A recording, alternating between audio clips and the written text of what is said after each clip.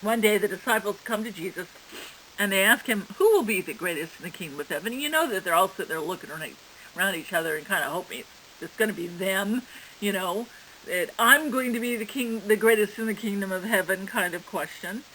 Jesus took a child and said, unless they changed, became like children, they'd never even enter that kingdom. Then comes another part of the story, and Bibles tend to put this passage into a separate section and call it something like temptations to sin, or at least some Bibles do. You can understand why. Here's a charming picture of Jesus and the child, and then suddenly it switches to sin and how it's better to cut off your leg or gouge out your eye than to yield to temptation. The passages are linked.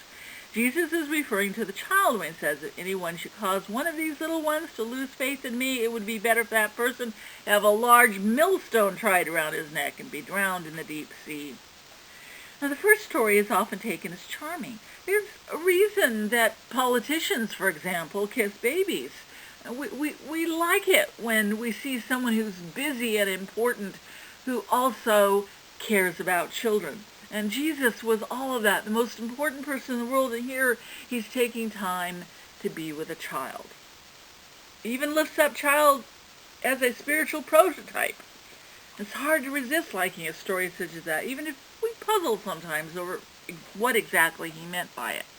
We know he wasn't saying that children are angelic, because they aren't. None of us were angelic as children. He wasn't saying that we should all be like Forrest Gump through our entire lives. It must be admitted that looking at the world through the childlike simplicity of Forrest Gump does reveal certain adult stupidities that are perpetuated in the world. What Jesus was aware of is that children normally do begin life with a certain innocence, a receptivity. They have an expectation that the universe is fair and that life and people are good. They are open to faith and often seem to sense God's presence until adults mess it up for them. How hard it is when parents find themselves in an awkward position of having to brush some of the dew off of their child's innocence. Mothers and fathers have expressed their pain to me in the desire to let their kids be truly children, and at the same time they have to keep them safe in an uncertain world. And that's why they have to teach their kids, for example, to be aware of strangers. If we were all like Forrest Gump, there'd probably be no planes or computers or telephones or cars. If there were planes, though, there'd be no hijackers. If there were computers, no one would be mean-spirited enough to create a virus for them. Telephones would be used only to share pleasant news, and cars would travel to picnics, never to hate rallies. It was well-nigh impossible to brush the innocence off of Forrest Gump, but it seems almost inevitable for the rest of us. How terrible it is when it happens. Do you remember the first time you realized that people weren't always fair? Reading over one of my dad's sermons once, I read the story of something that had happened when he was a kid in the hills of Tennessee. He was trying to hammer something, and the hammer slipped. He said a bad word. It was a word that the grown-ups around him had been using, so he didn't think twice about using it. But he got punished, and 40 years later he's still stung over the injustice of that punishment. My mom told me once about coming home as a little girl and saying a word that her friends had been using. She didn't have a clue what it meant or that it was wrong, but she got soundly punished. And she sat out the punishment period in a closet, declaring to herself over and over, I'm going to say that word every day for the rest of my life. I asked her what the word was, and she said she didn't actually remember, but she did remember that her mother wasn't fair that day. Indeed, how terrible for the world that there are things that make people lose their faith, their innocence, their faith in people or the world or in God, whatever.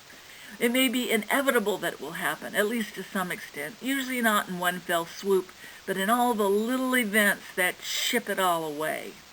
It's a sad and terrible thing to happen. A teacher who was also the parent of a young boy once told me how much he enjoyed coaching Pee-wee soccer. They enjoy the game, he said, but they don't care so much about winning. The fire engine rolls past the yard. Doesn't matter what's going on in the game. They drop the ball, they all run to see the fire engine. They don't do that when they're older because their parents and teachers and coaches and everyone have taught them that winning is more important than anything else. The grown-ups who went to Jesus asking about who would be the greatest were once kids who'd have dropped the ball and dashed to see a fast horse or a soaring eagle. Then they got knocked around and learned the world doesn't value those things, and they learned not to either unless it turned to profit in money or in power. How dumbfounded they were to hear Jesus in essence saying he still valued those simpler things of childlike simplicity, and that God did also. How terrible it is to make growing up a lesson in cynicism, cruelty, or the desire to beat others at any cost. How do we live in a world like this and survive? Or rather, how do we live in such a world and thrive spiritually? Can we regain our childlike faith in all the things that matter to God? Jesus gave extreme advice that only a handful of history have ever taken literally. Overstatement or hyperbole was the style of communication in the time. Even so, it's kind of a shock to hear about cutting off hands or plucking out eyes if they cause us to stray. It tells us how earnestly, though, that Jesus wanted us to walk on that kingdom path. But perhaps it's more practical than it sounds. He's basically saying, be on the lookout for the things that cause us to make wrong decisions. Look for the clues, for the triggers, the rationalizations that lead us further away from innocence and goodness. Cut them off. Don't give them a chance. And I don't think Jesus was talking only about protecting children of a certain age or stature. Yes, he would overwhelmingly have us do that. But he surely was also pointing at the child that lives inside the adult and saying we should protect what little bit of the kid that survives inside of us. Nurture whatever eager spirit you've got left. It's okay not to be a cynic. And it's okay that you don't have to compete for a place in God's heart. Just love being there. Amen.